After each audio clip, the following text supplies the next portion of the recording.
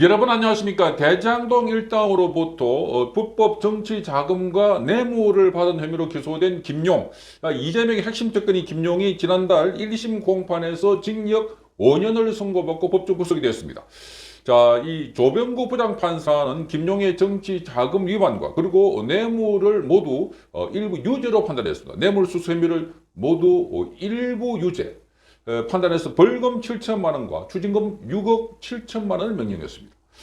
자, 그래서 이 김용은 처음에 법정에 들어갈 때 자신은 무죄로 판결이 날 것으로 이렇게 기대했던 것 같습니다. 표정도 밝았습니다. 기자들에게 소감을 오르니까 나중에 나올 때 판결 마치고 설명하겠다라고 웃으면서 들어갔습니다. 자, 그런데 징역 5년의 법정 구속이 되니까 기자들에게 상황을 설명할 수 없이 바로 구속된 겁니다.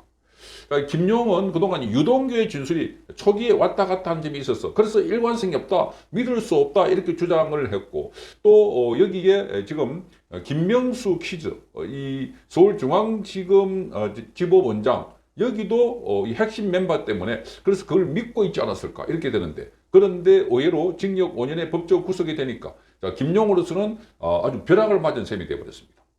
자, 거기다가 5년에다가 지금 추징금이 벌금 7천만 원에다가 추징금이 6억 7천만 원입니다.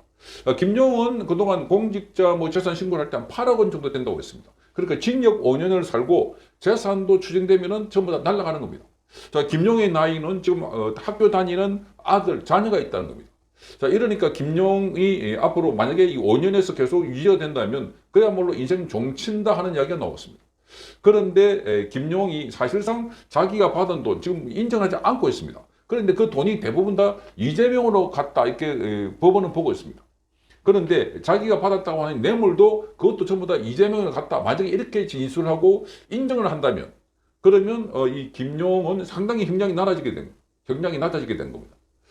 자, 그런데다가 지금 여기 이 김용 측의 부인이 왜 이재명을 위해서 당신이 희생해야 돼? 이런 태도라고 좀 알려지고 있습니다. 그러니까 이화영은 자, 이재명을 위해서 당신이 희생해라. 이런 식으로 해서 압박을 했는데 거꾸로 김용의 부인은 그와 다르다는 겁니다. 그래서 지금 김용은 이른바 재수의 딜레마에 빠져 있다. 재수의 딜레마. 그러니까 자기 죄를 인정하면 형량이 줄어들고 부인하면은 지금 높이드는 이런 상황입니다. 그래서 이 김용도 결국은 유동규의 길을 걸을 것이다 하는 관측이 나왔습니다. 유동규의 길을 걸을 것이다. 그러니까 김용도 자기가 괜히 지금 징역을 계속 더 살 필요도 없고 그래서 진실대로 사실대로 말하면은 본인의 형량이 줄어들고 그래서 이재명의 지원죄, 본인의 죄 구분해가지고 진술을 하지 않을까 하는 관측이 법조계에서 나왔습니다. 자, 우선 당일 재판조를 갔던 이 김용은 발걸음이 아주 가벼웠습니다. 선고를 앞두고 신경 한마디를 말해달라 하는 기자들에게 웃으면서 선고받고 나서 말씀을 드리겠다 이렇게 말했습니다. 그러나 김용은 법정 구속됐고 기자들에게 신경을 밝히지 못하는 상황이 되어버렸습니다.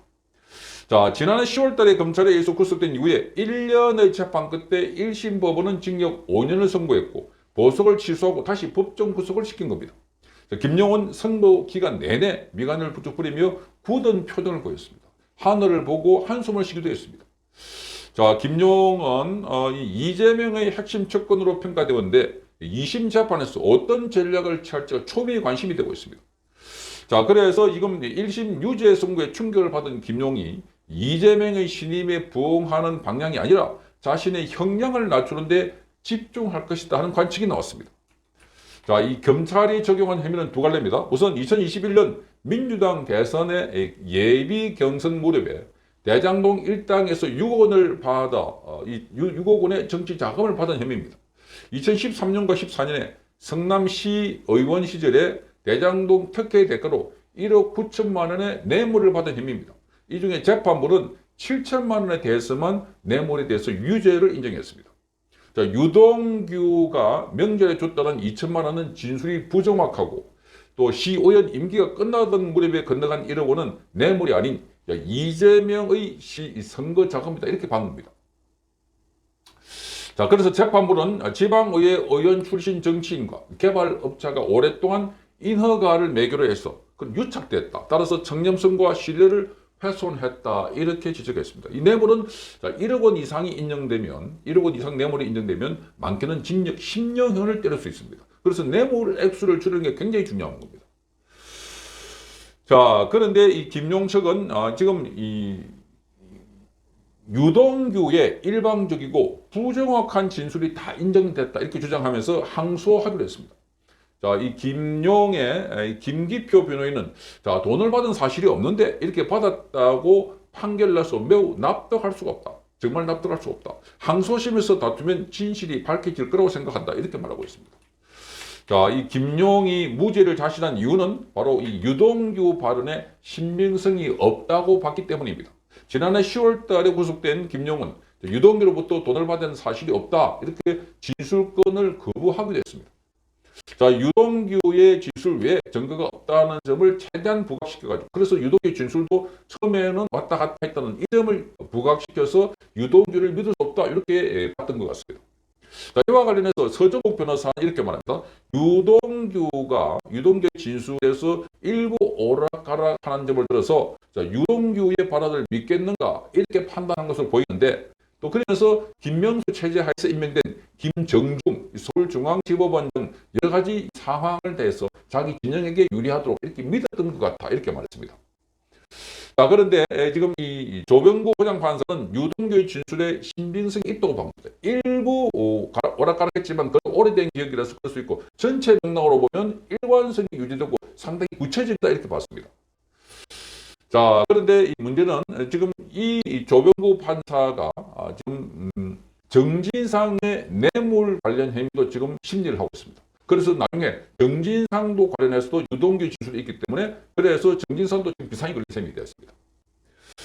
자, 그래서 당시 유동규는 정진상에게 돈을 전달한 것이 여러 차례서 헷갈린 부분이 있지만 그러나 사실이다 이렇게 말하고 있습니다. 그 어떻게 보면은 지금 이 여러 차례 돈을 전달했고 오래된 기억이라서 그걸 정확하게 기억한다는 자체가 오히려 믿지 못할 부분이 아닌가. 그러니까 판사도 전체적으로 보고 유동규의 진술의 일관성, 구체성 이런 걸 보고 맞구나. 거기다가 돈을 전달했다고 하는 사람들, 정민용 변호사 그리고 돈의 자금책이었던 남욱 변호사 모두가 진술이 일치하는 겁니다.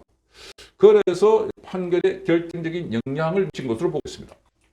자, 그래서 이 김용은 선고를 들으면서 망연자실했다고 합니다. 굳은 표정을 보이는데 천장을 쳐다봤다 이렇게 봅니다. 그래서 이현종 문화일보 논설위원은 이렇게 말합니다. 자, 김용은 나 이제 죽었구나 하는 이 심정이라고 설명을 하면서 지난해 10월 달에 구속됐다가 보석으로 풀려나 있던 김용이 다시는 시간을 돌려서 돌아가고 싶지 않은 상황이다. 이렇게 설명하고 있습니다. 그리고 가족들 걱정이 앞설설 것이다 하는 이야기가 나오고 있습니다. 이미 가족의 책임을 지고 있고 그리고 무엇보다도 재산이 신고된 재산이 8억인데 그런데 6억 7천만 원의 이 추징금만 하더라도 사실상 다 날아가는 겁니다. 재산이. 그러니까 징역 5년의 알거지가 된다. 이렇게 서정욱 변호사는 분석했습니다. 그러니 지금 현실적으로 자기가 하지 않는 부분을 내가 총대를 메고 다 갈 필요가 없다. 그런 생각을 할 수 있다는 겁니다. 그러면서 서정욱 변호사는 김용적 변호인에게서 들은 말이라고 이렇게 전했습니다. 김용적 변호인이 했다고 합니다. 자, 김용 부인은 이화영 전 경기도 부지사 부인과 다르다 이렇게 말하면서 자, 부인은 김용에게 왜 이재명하고 의리를 지켜야 되는가 이런 입장이라고 전했습니다. 그러니까 당신이 지은 죄, 당신이 잘못한 것만 처벌받으면 되지 왜 이재명 걸 당신이 다 맡아가지고 전부 다 내가 했다 이런 식으로 가고 있는가 이렇게 이야기를 하고 있는 것입니다. 그러니까 본인이 부인하면 할수록 전부 다 이 김용이 떠안게 되는 그런 상황입니다. 따라서 김용은 유동규처럼 다 풀어가지고 무죄 전략, 무죄를 받아볼까 하는 계산을 하지 않을까 하는 관측이 나왔습니다. 자, 그래서 1심 선고에서 법원이 판단한 것처럼 받은 돈을 전부 다 이재명에게 전달했다. 경선 자금으로 썼다라고 인정하게 되면 추징금은 최종적으로 그 수혜자에게 돌아간다는 것이 서정욱 변호사의 설명입니다. 그 추징금은 전부 다 지금 여기 김용이 아니라 이재명이 추징금을 내야 된다는 겁니다. 그래서 받은 돈을 이재명의 경선 자금으로 썼다고 하면 형량도 1, 2년 줄어들고 또 추징금도 이재명 쪽으로 가기 때문에 그래서 김용이 고민을 하고 있다. 이렇게 설명을 했습니다. 자, 그래서 김용이 자신의 행위를 인정하지 않으면 높은 형량이 유지되는 그야말로 죄수의 딜레마에 빠져 있다고 하는 것입니다. 자, 그래서 김용은 지금 이 유동규의 길을 가지 않을까 그렇게 보입니다. 유동규의 길.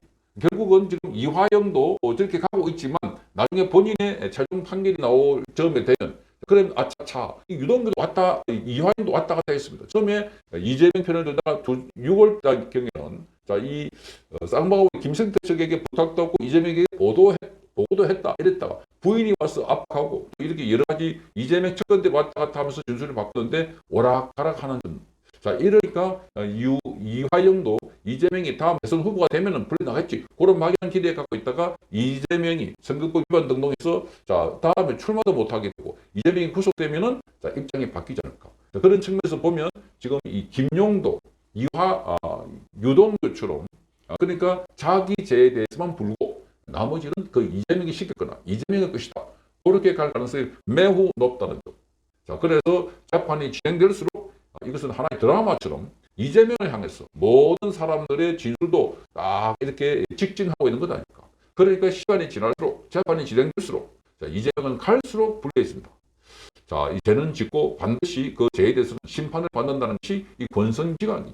자, 그러니까 이재명의 처벌은 이미 정해져 있는 결론이 아닐까 그런 생각이 듭니다.